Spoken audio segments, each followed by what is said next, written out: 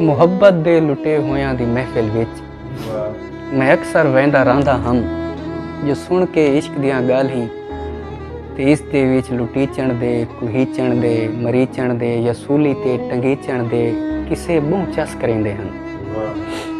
ਮੁਹੱਬਤ ਵਿੱਚ ਲੁੱਟੇ ਹੋਇੰਦਿਆਂ ਖਿੰਡੇ ਜ਼ੁਲਫਾਂ, ਰਤੇ ਅੱਖੀਆਂ ਤੇ ਅੱਖੀਆਂ ਵਿੱਚੋਂ ਨੱਚਦੇ ਗਮ ਤੇ ਉਹ ਕੁਰਲਾਟ ਸਾਰਾ दी ਤੇ ਸਾਰੀ ਰਾਤ ਦਾ ਮਾਤਮ। ਇਹ ਮੈਨੂੰ ਲੱਗਦਾ ਤਮਾਸ਼ਾ ਹੀ ਤਮਾਸ਼ਾ ਆਣ ਦੇਦਾ ਹਮ। ਉਨ੍ਹਾਂ ਦੀਆਂ ਮਹਿਫਲਾਂ 'ਚ ਬਹਿ ਕੇ ਮੈਂ ਚਸ ਆਣ ਚਾਹੁੰਦਾ ਹਮ, ਮਗਰ ਮੈਨੂੰ ਖਬਰ ਨਾ हा जो चस चेंदी हुई कई शय अज़ाबे बात आवे तां उंदा वल क्या हशर थींदे।